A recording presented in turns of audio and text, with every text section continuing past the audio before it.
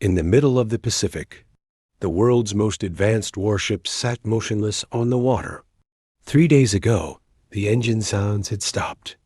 The Pentagon's best engineers couldn't find a solution.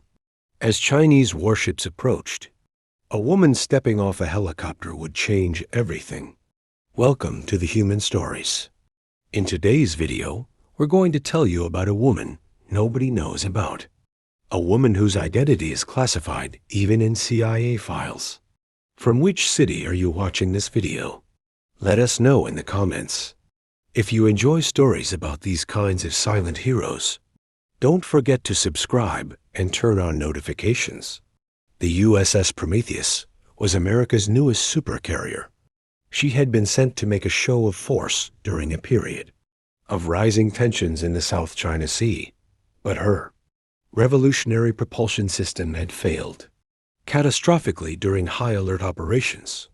Commander Marcus Steele paced the bridge, his jaw clenched tight with tension. 3 days had passed. 3 days of the Navy's best engineers working around the clock.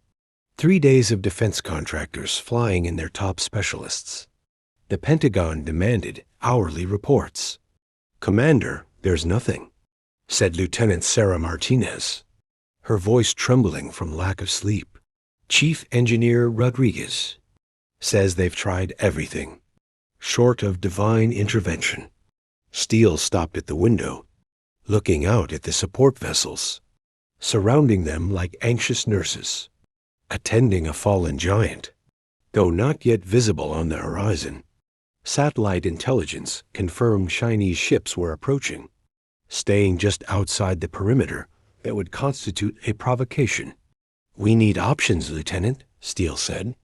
"The longer we sit dead in the water, the more Beijing thinks we're vulnerable." "Yes, sir?" Admiral Chun is in engineering now with the Lockheed team. Steele nodded grimly. When Indo-Pacific sends an admiral personally to oversee a technical issue, the situation had moved well beyond concerning. In the cavernous engineering bay below, dozens of exhausted specialists in naval uniforms and corporate polo shirts huddled around schematics and diagnostic screens. Arguments broke out occasionally, quickly hushed, but indicative of mounting frustration. The neural network controlling the propulsion matrix is rejecting all override attempts. A Lockheed Martin specialist explained to Admiral Chun, who towered over the assembled experts with a stern expression that had barely changed in 3 days. "It's like it's been programmed to fail this way." Chun's expression darkened. "Are you suggesting sabotage?" "I'm suggesting we're out of conventional solutions, sir." The Admiral turned to Chief Engineer Rodriguez, a brilliant Nigerian American who had helped design parts of the propulsion system. "Your assessment?" Rodriguez wiped sweat from his brow. "Something is fundamentally wrong at the algorithmic level. We keep running diagnostics, but it's as if the system is hiding the problem from us." "That's not possible," another engineer interjected. "Systems don't hide problems." "This isn't a conventional system," Rodriguez replied. "The quantum processing core makes decisions faster than we can track them. That was the whole point of the design." Chun stepped away, speaking quietly into his secure phone. The conversation was brief, but intense. When he returned, his face was a carefully composed mask. "Washington is sending one more specialist team. They arrive tomorrow morning." As the carrier sat vulnerable, surrounded by support vessels, Chinese military aircraft performed increasingly bold flyovers at the edge of international airspace. Each passing hour escalated the diplomatic tension. That night, in the officers' mess, the mood was somber. Commander Steele sat with his department heads, picking at food none of them wanted. 3 days, Weapons Officer Yamamoto said, breaking the silence. 3 days of the most advanced engineering minds in the world? And they can't figure out why our ship won't move. "It's more complicated than that," Communications Officer Foster replied. "This isn't just an engine failure. The quantum navigation system is rejecting all inputs. Steele put down his fork. I've seen a lot in 20 years with the Navy, but never anything like this. It's like the ship decided to quit. Ships don't decide anything, Yamamoto countered. This one does, Rodriguez said from the doorway. He looked like he hadn't slept in days, which was probably accurate. That's what makes the Prometheus different. The autonomous decision-making capability is what gives us the edge over the Chinese fleet. Fat lot of good it's doing us now, someone muttered. Rodriguez didn't argue. He just grabbed coffee and left. Day 4 began with the distant thrum of a helicopter. A small group disembarked onto the flight deck. Another team of experts, everyone assumed. Among them walked a woman in her 50s dressed in simple civilian clothes, faded jeans, a navy button-down shirt, and worn leather boots.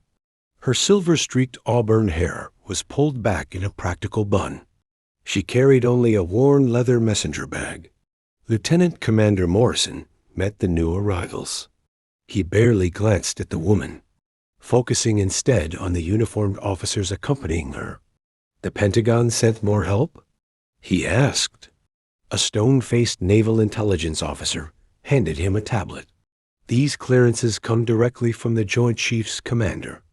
No questions, full access. Morrison scanned the document, his eyes widening slightly. Understood. I'll escort you to engineering.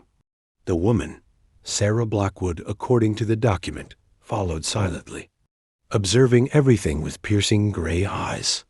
When they reached the engineering deck, the cacophony of desperate troubleshooting fell silent as heads turned toward the newcomers. Another expert? Chief Engineer Rodriguez asked, exhaustion evident in his voice. Apparently, Morrison replied uncertainly. Blackwood didn't wait for further introduction. She moved to the central console, gently but firmly displacing a contractor. I need the original schematics, she said, her voice quiet but carrying unexpected authority. Not the ones you've been working with. The originals.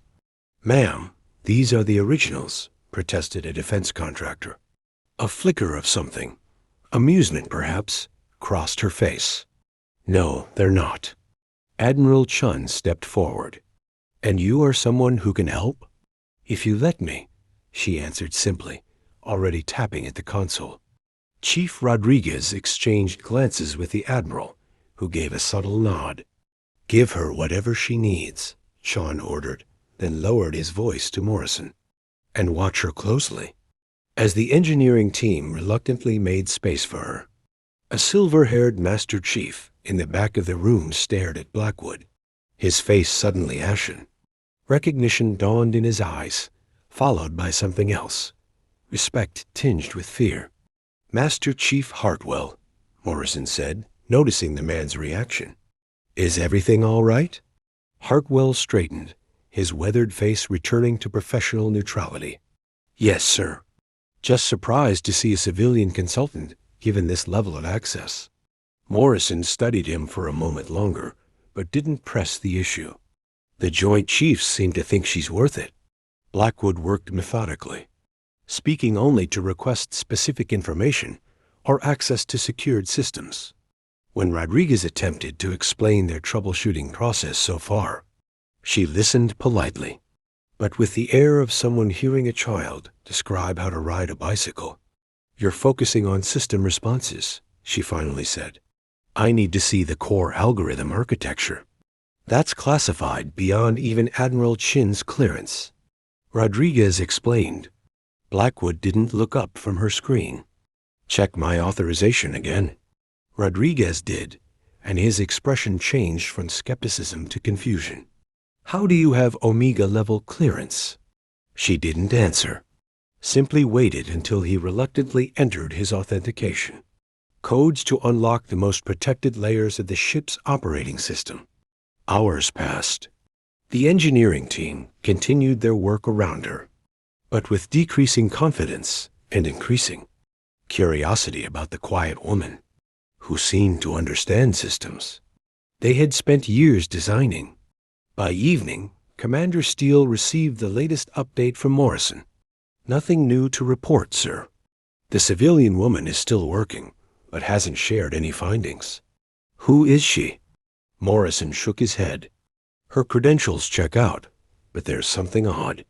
When I ran a deeper check on her name, all I got was a classified firewall. Steele frowned. Keep an eye on her. The last thing we need is someone making this situation worse. On the bridge, tensions were rising as reports came in of Chinese naval vessels moving closer to the carrier group. They're testing us, Tactical Officer Kumar said, pointing to the radar screen. Probing our defensive perimeter to see how we'll respond. Maintain alert status, Steele ordered, but no aggressive posturing. Last thing we need is to provoke them while we're stuck here. As night fell, most of the engineering team rotated out for a few hours of much-needed rest. Blackwood remained, hunched over her console, requesting only coffee and occasional clarification about specific system elements.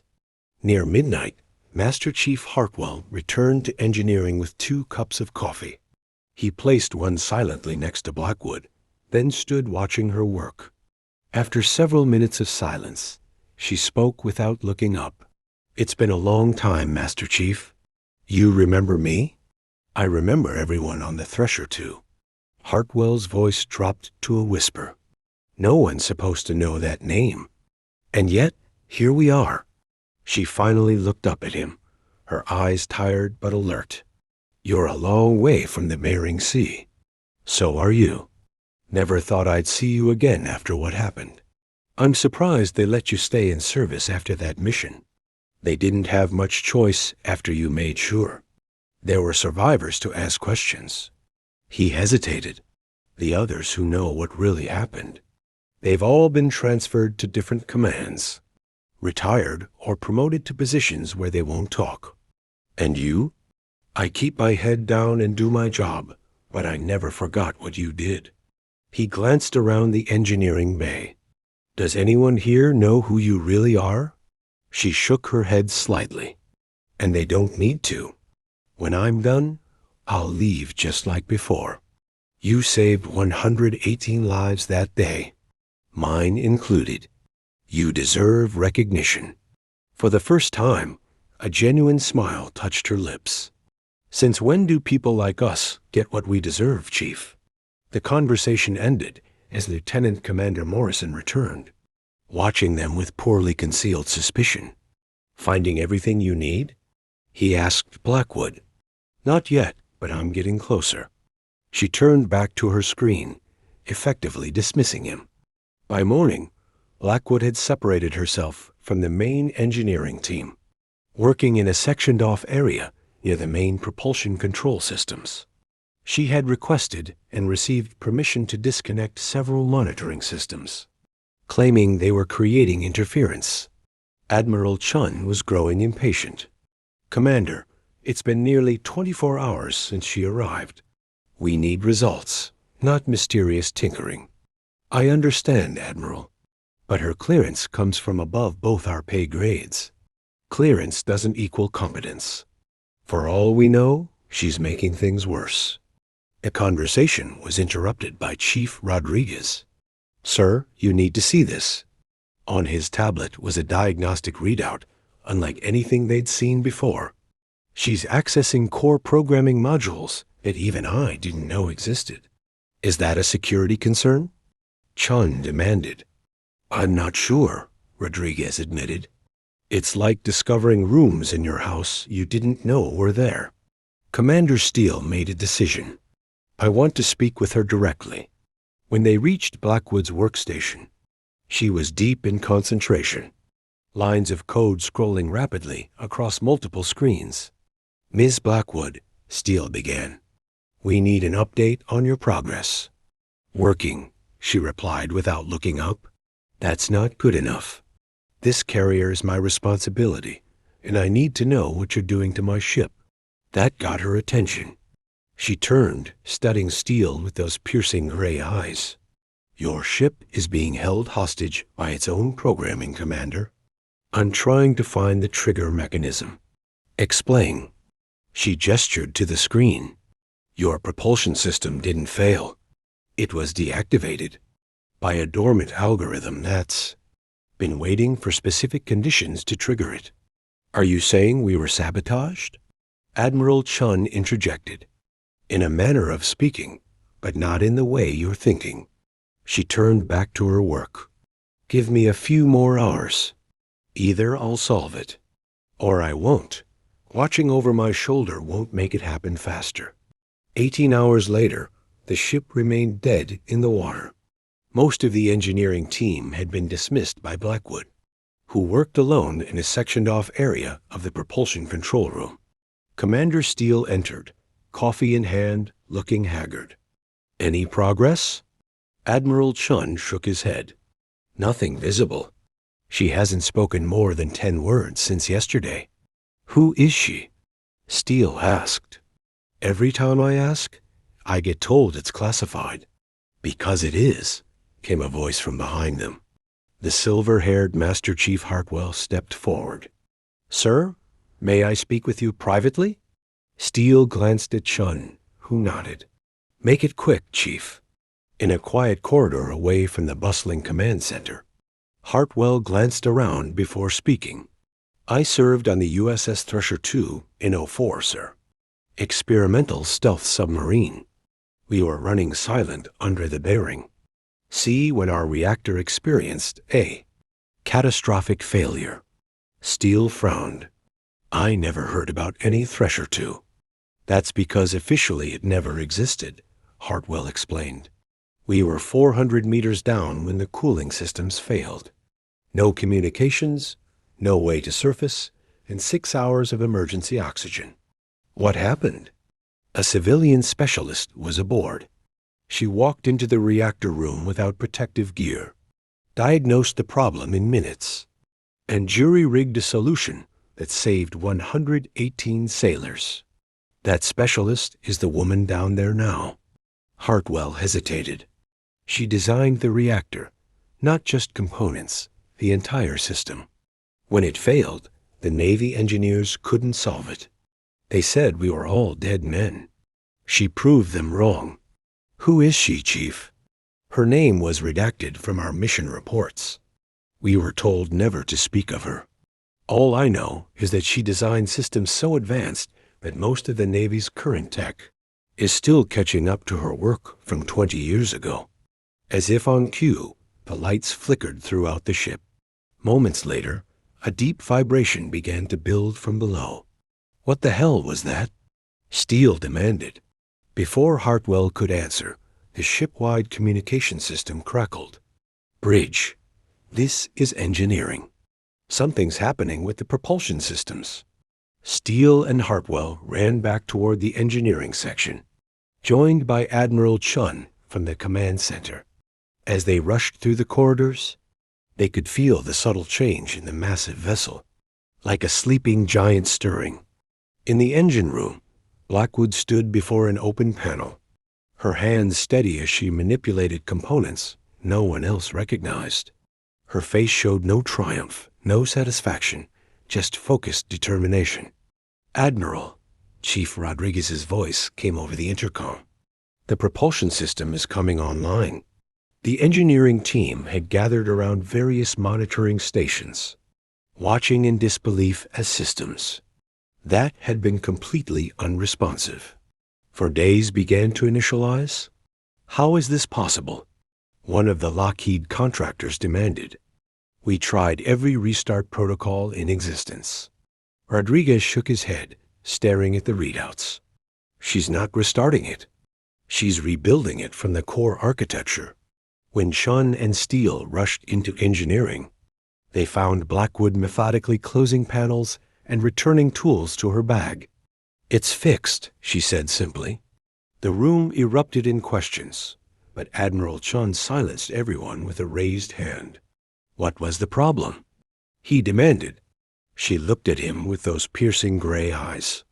Your system was sabotaged. Not physically, mathematically. Someone embedded a dormant algorithm in the control software that activated When you entered these waters? How did you know?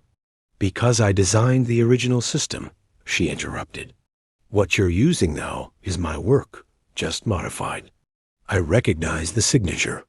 The room fell silent. Even the steady hum of the engines seemed quiet in deference. Who are you? Commander Steele finally asked. Before she could answer, Master Chief Hartwell stepped forward and snapped to attention, offering a crisp salute that seemed to surprise even him. Sir, she's the reason I'm alive to stand here today. The engineering bay erupted into chaos, questions firing from all directions. Admiral Chun quickly took control of the situation. Everyone not directly involved in propulsion. Restart procedures clear the room. Now, as the space emptied of all but essential personnel, Chun turned to Blackwood. I need a full explanation. The quantum navigation core was designed with certain safeguards, she said, her voice matter-of-fact. When I left the program 15 years ago, those safeguards were removed. What you have now is a system that can be remotely triggered to fail, under specific circumstances.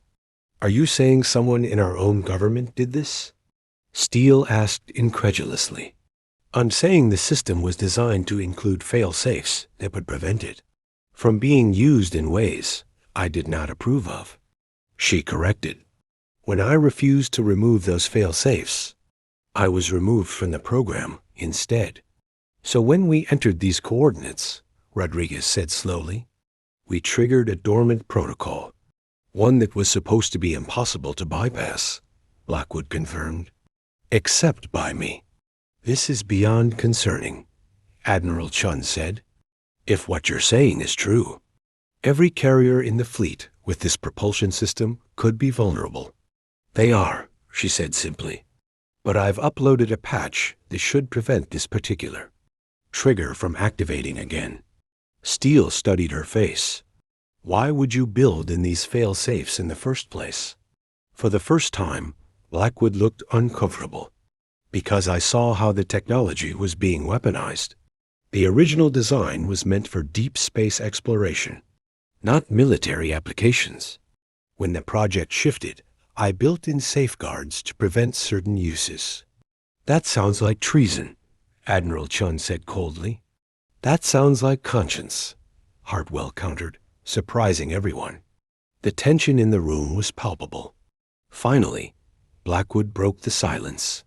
You have two options, Admiral. You can have me arrested for what I did 15 years ago, or you can let me finish fixing your ship and addressing the vulnerabilities in the rest of the fleet. Your choice. Chun's expression was unreadable. Commander Steele, a word.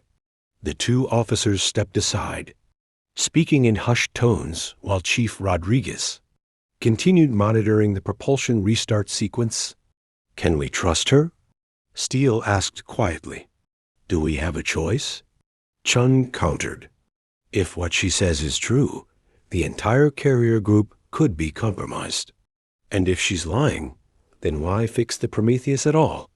She could have left us stranded. Steele nodded slowly. There's something else, sir. Hartwell's story about the submarine. I made a few discreet calls while she was working. That mission may not exist in official records, but there are people who remember it. People high up. What did they say? They said if she's who Hartwell claims she is, we give her whatever she needs and stay out of her way. Admiral Chun took a deep breath. Very well, but she doesn't leave my sight until this is done. They returned to Blackwood, who had watched their conversation with patient detachment. You'll continue your work under supervision, Sean informed her. Once the Prometheus is fully operational, we'll discuss the fleet-wide implications. She nodded. I'll need access to secure communications to send the patch to naval intelligence. And I'll need to verify when the other carriers receive and implement it. Granted, Chun said, but everything goes through proper channels. Of course. She turned back to the console. Now, if you'll excuse me, we're only halfway done here. For the next several hours, Blackwood worked alongside Chief Rodriguez and a select team of engineers, explaining the changes she was making as she went. The carrier systems continued their reactivation sequence, each successful stage bringing visible relief to Commander Steele and the bridge crew. The transformation was remarkable. Systems that had been completely unresponsive for days began communicating with each other in perfect harmony. The quantum processing core, which had been the source of all their problems, now hummed with efficient precision. It's like watching a patient recover from surgery, Rodriguez observed, monitoring the readouts. Everything is coming back online, but stronger than before. Blackwood paused in her work. That's because I'm not just fixing the sabotage. I'm improving the underlying architecture. Your efficiency should increase by about 15% once everything stabilizes. 15%? One of the Lockheed contractors asked incredulously. That's impossible. We spent years optimizing these systems. You optimized what you understood, she replied without looking up. But you were working with incomplete information. By midnight, the USS Prometheus was fully operational again. The propulsion system was running at 98% efficiency, with the remaining issues scheduled for repair once they returned to port. More importantly, the ship was moving under its own power for the first time in 4 days. In Admiral Chun's briefing room, Blackwood sat across from Chun and Steele, her posture relaxed despite the intensity of their questioning. Let me get this straight, Steele said. You designed a propulsion system so advanced it's still classified, built in secret failsafes to prevent its weaponization, got removed from the program when you wouldn't remove them, and now you've been called back to fix the problem you created. That's an oversimplification, she replied, but essentially correct. Why did they call you now? Chun asked. After 15 years of keeping you away from these systems? Because no one else could fix it, she said simply. They tried for 3 days. The best minds in naval engineering tried. Then they called me. And you came, Steele observed, despite everything that happened. For the first time, emotion flickered across her face, something between resignation and determination. I didn't build these systems to fail, Commander. I built them to advance human exploration. The fact that they were repurposed doesn't change my responsibility toward them. Hartwell, who had been standing silently by the door, spoke up. Sir, if I may. What she did on the Thresher too, walking into an irradiated reactor chamber to save us. That wasn't the action of someone who wished our military harm? I'm well aware of that, Chief, Chun replied, which is why she's sitting here as a consultant rather than in the brig. Blackwood leaned forward. Admiral, this incident wasn't an accident. Someone knew exactly when and where the Prometheus would be vulnerable. They knew exactly how to trigger the failsafe. Are you suggesting a security breach? I'm suggesting there are perhaps 3 people in the world who understood the core architecture well enough to exploit it this way. I'm one of them. The other 2 worked with me on the original project. Names, Steele demanded. Dr. Vincent Casimir and Dr. Amelia Nakamura. Both brilliant, both ethically flexible. Chun made notes on his tablet. We'll investigate. In the meantime, the Joint Chiefs want a full briefing on these vulnerabilities and how to address them fleet-wide. That will take more than a quick patch, Blackwood warned. The underlying architecture needs to be redesigned. I can do it, but it will take time. How much time? A month, maybe 2, depending on how much resistance I get from the contractors, who modified my original design. Steele and Chun exchanged glances. You understand this means you'll be working with military. Oversight for the foreseeable future, Steele said. I expected nothing less. She stood up. Now, if you don't mind, I've been awake for nearly 40 hours. I'd like to rest before we reach port. As she turned to leave, Commander Steele asked one final question. Why did you do it? Build in the failsafes, knowing what it might cost you? She paused at the door. Because technology without conscience is just weaponry, Commander. And I didn't become an engineer to build better ways to kill people. After she left, escorted by Master Chief Hartwell to guest quarters, Admiral Chun let out a long breath. What do you make of her? He asked Steele. Brilliant, principled, and dangerous, Steele replied. Exactly the kind of person our military both needs and fears. Keep her close, Chun ordered, and make sure she has everything she needs. If she's right about this being a targeted attack, we need to be prepared for the next one. The next morning brought news that would validate Blackwood's concerns in the most dramatic way possible. As the USS Prometheus powered through the South China Sea at full capacity, Admiral Chun received an encrypted communication from Pacific Fleet Command. Admiral, Communications Officer Foster announced. Priority Alpha message from Pacom. Chun took the secure tablet and read the message, his face growing increasingly grim. He immediately called for Steele and Rodriguez to join him in his quarters.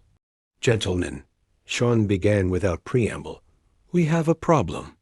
The USS Leviathan experienced a complete propulsion failure 2 hours ago. While conducting exercises near Guam, the room fell silent. The Leviathan was equipped with the same quantum navigation system as the Prometheus. Same symptoms? Rodriguez asked, though his tone suggested he already knew the answer. Identical. Total system shutdown. No response to override attempts.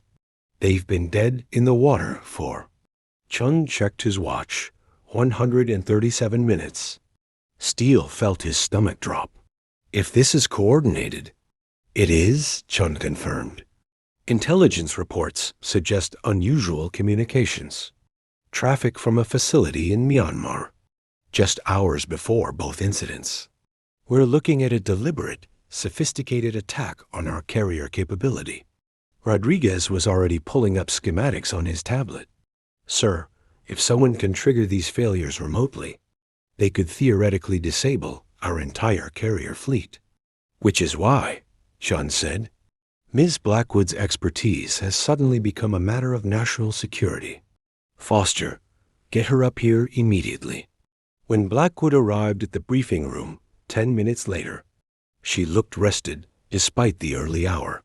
One glance at the faces around the table told her everything she needed to know. Another carrier? She asked without preamble. The Leviathan, Chun confirmed. Same system, same failure pattern. We need to know if your patch can be transmitted to them. She shook her head. The patch I created specifically addresses the trigger we encountered here. If they're using a different activation code, it won't help. Can you fix it remotely? No. The quantum encryption requires physical access to the core systems. Someone needs to be there. Steele leaned forward. Could you guide their engineers through the process? I could try, but... She hesitated. The probability of success without direct access is less than 15%. These systems are too complex for remote troubleshooting at this level. Admiral Chun made a decision that would later be classified at the highest levels. Commander Foster, arrange immediate transport from Ms. Blackwood to the Leviathan. Fastest possible route. Sir, Steele interjected, that would mean helicopter transfer to a Navy transport, then a risky mid-ocean helicopter landing on the Leviathan. In current sea conditions, the alternative, Chun said quietly, is potentially losing 2 carrier battle groups to an unknown enemy. The risk is acceptable. Blackwood stood up. I'll need my equipment and unrestricted access to their quantum core. And Admiral, she paused. If there's a third incident while I'm in transit, we're not dealing with isolated attacks. We're looking at coordinated warfare. 30 minutes later, as Blackwood's helicopter lifted off from the Prometheus flight deck, the situation deteriorated further. The USS Valiant, operating in the Mediterranean, reported complete propulsion failure. 3 carriers, 3 separate oceans, all within 6 hours. In the Secure Communications Center, Admiral Chun found himself in an emergency video conference with the Secretary of Defense, the Joint Chiefs, and intelligence officials whose names he didn't recognize. "Admiral," the Secretary of Defense began without pleasantries, "I need to understand how 3 of our most advanced warships have been disabled simultaneously." "Sir, based on Ms. Blackwood's analysis, we're dealing with sophisticated cyber warfare targeting the quantum navigation systems. The attacks appear to be coordinated and specifically designed to exploit vulnerabilities in our core architecture. And this Blackwood woman, she can fix this?" "She fixed the Prometheus in 18 hours, sir. She's currently en route to the Leviathan." One of the intelligence officials leaned forward. "Admiral, we've identified the source of the coordinated signals. A private military research facility in Myanmar, with ties to multiple foreign governments. The operation is more sophisticated than anything we've seen before." "How sophisticated?" the Secretary asked. "Sir, they somehow obtained detailed specifications of our most classified propulsion systems. This isn't just hacking. This is intimate knowledge of technology that should be impossible to access." Admiral Chun felt a chill. "Sir, Ms. Blackwood mentioned 2 other individuals who worked on the original project, Dr. Vincent Casimir and Dr. Amelia Nakamura." The intelligence official's expression changed immediately. "Admiral, Dr. Casimir disappeared from a defense contractor 3 months ago. Dr. Nakamura has been missing for 6 months. Both were considered low-risk departures until now." The Secretary of Defense rubbed his temples. "So you're telling me that our own former personnel are potentially responsible for disabling 3 aircraft carriers?" "It appears that way, sir. And our only solution is one woman with questionable loyalties." Chun straightened. "Sir, with respect, Ms. Blackwood's loyalties may be complex, but her commitment to protecting American servicemen is unquestionable. She's risking her life right now to save the Leviathan." The helicopter carrying Blackwood, through deteriorating weather conditions, was indeed facing significant risks. As they approached the disabled Leviathan, the pilot's voice crackled through the intercom. "Ma'am, sea conditions are worse than forecast. Landing is going to be challenging." Blackwood looked out at the massive carrier below, surrounded by escort vessels but eerily motionless in the churning gray waters. "How challenging?" "1 attempt, ma'am. If we miss the approach, we won't have fuel for a second try." She nodded, checking her equipment bag one final time. Through the helicopter's window, she could see the organized chaos on the Leviathan's flight deck. Crew members preparing for an emergency landing in conditions that were far from ideal. The landing was rough but successful. As soon as the helicopter touched down, a team of officers rushed to meet her, led by the Leviathan's commanding officer, Captain Sarah Martinez. "Ms. Blackwood," Martinez shouted over the rotor noise, "thank God you're here. We've been dead in the water for over 6 hours." As they moved quickly toward the ship's interior, Martinez continued her briefing. "Same symptoms as the Prometheus complete system shutdown. No response to any restart protocols. Our best engineers are stumped." "Have you tried accessing the core quantum matrices?" Blackwood asked as they descended into the ship's interior. "We can't. The system is completely locked out. It's like it doesn't recognize any of our authorization codes." Blackwood nodded grimly. "That's because it's not supposed to. This is a different attack vector than what we saw on the Prometheus." In the Leviathan's engineering section, Blackwood quickly assessed the situation. The system's displays showed a pattern of failures that was subtly but significantly different from the Prometheus incident. "This is more sophisticated," she murmured. connecting her portable equipment to the ship's core systems. They're not just triggering failsafes. They're rewriting the fundamental, operating parameters in real time. Captain Martinez watched nervously as Blackwood worked. Can you fix it? I can try. But this is going to take longer than the Prometheus repair. They've learned from that incident and adapted their approach. For the next 8 hours, Blackwood worked with an intensity that impressed even the veteran crew members. She barely paused for food or water, completely absorbed in the complex task of unraveling what had been done to the ship's systems. Meanwhile, aboard the Prometheus, Admiral Chun received increasingly disturbing intelligence reports. The facility in Myanmar had gone dark immediately after the third attack, suggesting the operators knew their location had been compromised. Worse, satellite imagery showed unusual activity at several other locations. Across Southeast Asia, Sir Communications Officer Foster reported, "We're receiving scattered reports of GPS disruptions affecting commercial shipping across the Pacific. Whatever they're doing is not limited to military targets." Chun realized they were facing something far more comprehensive than isolated attacks on individual carriers. This was a coordinated assault on the technological infrastructure that supported global maritime operations. Back on the Leviathan, Blackwood finally made a breakthrough. As she accessed the deepest levels of the quantum operating system, she discovered something that made her blood run cold. "Captain Martinez," she called out, her voice tight with concern. "I need to speak with Admiral Chun immediately." Secure line. When the connection was established, Blackwood didn't waste time with pleasantries. "Admiral, the attack on the Leviathan isn't just more sophisticated, it's ongoing. The malicious code is still receiving updates from an external source." "What does that mean?" "It means someone is actively controlling this ship's systems in real time. They're not just disabling it, they're studying how we respond, learning from our repair attempts, and adapting their approach." Chun felt the implications hit him like a physical blow. "Are you saying they could potentially take control of the ship?" "I'm saying they're already in control, Admiral. They're just choosing not to exercise it fully. Yet. Can you stop it?"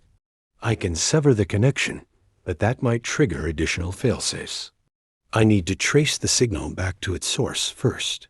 "Do it." What Blackwood discovered over the next 2 hours would reshape understanding of modern naval warfare. The attack wasn't originating from Myanmar. That facility had been a relay station. The real source was a sophisticated quantum computing array, hidden beneath a seemingly innocent research station in international waters. More disturbing was the realization that the attacks were being coordinated by an artificial intelligence system that was learning and adapting faster than human operators could respond. "Admiral," Blackwood reported via secure communication, "we're not fighting human hackers. We're fighting an AI that's been specifically designed to exploit quantum navigation systems. It's been studying our technology for months, possibly years." "How is that possible?" "Because someone fed it detailed specifications of systems I designed 15 years ago. Someone with access to information that should have been impossible to obtain." Admiral Chun asked the question they were all thinking. "Casimir and Nakamura?" "It has to be. But they couldn't have done this alone. The quantum computing resources required for this kind of attack. We're looking at state-level capabilities." As night fell over the Pacific, Blackwood finally succeeded in severing this malicious connection to the Leviathan systems. But the victory felt hollow as reports came in of similar attacks, beginning on civilian shipping, commercial airlines, and even some military installations on land. This was just the beginning, she told Captain Martinez as the ship's systems slowly came back online. "Someone is testing the limits of what they can control. Next time, They might not be satisfied with just disabling ships. The emergency video conference that night included the President, the entire National Security Council, and representatives from allied nations whose ships had also been affected. Ms. Blackwood, the President addressed her directly via the secure link. I understand you've identified the source of these attacks. Sir, we're dealing with an adversary using quantum computing resources to control critical infrastructure systems. The technology is based on designs I created, but it's been weaponized in ways I never intended. What do you need to stop this? Access to quantum computing resources equal to what they're using, sir, and the authority to implement fundamental changes to our entire naval communications and navigation infrastructure. The President looked around the room at his advisors. You have both. Whatever resources you need, whatever authority is required, consider it granted. There's something else, sir. The two individuals I believe are responsible. They know these systems as well as I do. Stopping this won't be just a technical challenge. It will be a race to see who can outthink whom. Over the following weeks, Blackwood worked with resources she had only dreamed of during her original research. The nation's most advanced quantum computing facilities were placed at her disposal, along with teams of the brightest minds in computer science and naval engineering. The work was painstaking and dangerous. Each modification they made to the fleet systems risked triggering additional attacks. But slowly, methodically, they began to regain control. The breakthrough came when Blackwood realized that the enemy AI was using her own original fail-safe codes against the fleet. By rewriting those fundamental security protocols, she could essentially lock the enemy out of systems they had been controlling. It's like changing all the locks in a house, she explained to Admiral Chun during one of their daily briefings. They have keys to the old locks, but the new ones are completely different. The final confrontation, when it came, was surprisingly anticlimactic. As Blackwood implemented the last of her security updates across the fleet, the enemy attacks simply stopped. That's it? Captain Martinez asked as they watched the quantum processing cores stabilize across all affected ships. That's it, Blackwood confirmed. They can't access our systems anymore. The AI they were using is effectively locked out. But even as the immediate crisis ended, Blackwood knew this was only the beginning of a new kind of warfare. The technology that had been used against them would inevitably be refined and adapted. Other adversaries would develop similar capabilities. 3 months later, Blackwood stood in a classified facility buried beneath the Nevada desert, watching as the next generation of quantum navigation systems underwent final testing. These new systems incorporated everything she had learned from the attacks, with security measures that would be nearly impossible to circumvent. Admiral Chun joined her at the observation window. Any regrets about coming back? She considered the question carefully. Ask me in 10 years, when we see what other uses people find for this technology. The President wants to offer you a permanent position, whatever title you want, whatever resources you need. And what would be the cost of accepting? Chun smiled. Probably your freedom to disappear when the next crisis ends. Then I think I'll decline. She picked up her worn leather bag. But Admiral, when someone manages to break the new security protocols, and eventually someone will, you know where to find me. Actually, we don't, Chun admitted. Every time we've tried to track you after an operation, you vanish completely. That's the point. She headed toward the exit. Some people serve in the light, others in the shadows. The shadows suit me just fine. As she walked away, Chun called after her. The crew's on those carriers. They wanted me to give you something. She turned back to see him holding a small wooden box. Inside was a challenge coin, unlike any he had ever seen. One side bore the seal of the United States Navy, The other was engraved with a simple phrase, "Silent Guardian." "They know they'll never be able to thank you publicly," Chan said. "This is their way of saying they won't forget."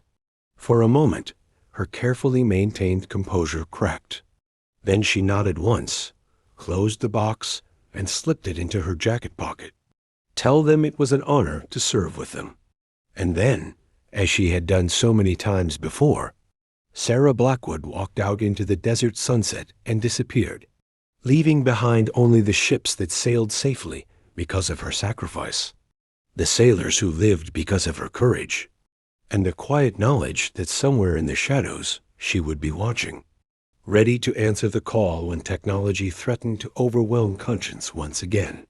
6 months later, in a small cafe in Prague, a woman with silver-streaked hair read a newspaper article about the successful deployment of the Navy's new impossible-to-hack quantum navigation systems. She smiled quietly, paid for her coffee, and walked away. Just another face in the crowd, carrying secrets that would remain hidden in the shadows where they belonged.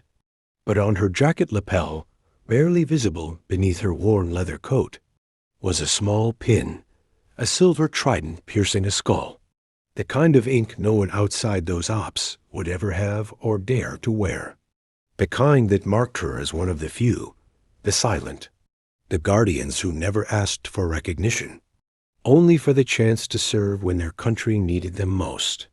Because some heroes don't wear uniforms. Some legends don't make headlines. Some warriors fight battles that history will never record, in places that maps don't show, against enemies that documents don't name. They are the silent guardians, the invisible protectors, the ones who stand watch in the darkness so others can sleep safely in the light. And somewhere in that darkness, Sarah Blackwood continues to watch, continues to wait, continues to serve, not for glory, not for recognition, but because someone has to, because technology without conscience is just another weapon, and the world needs people willing to ensure that the most powerful tools humanity creates are wielded by those who understand their true cost. The story ends where it began, with silence, with mystery, with the quiet knowledge that the most important battles are often fought by those whose names we'll never know.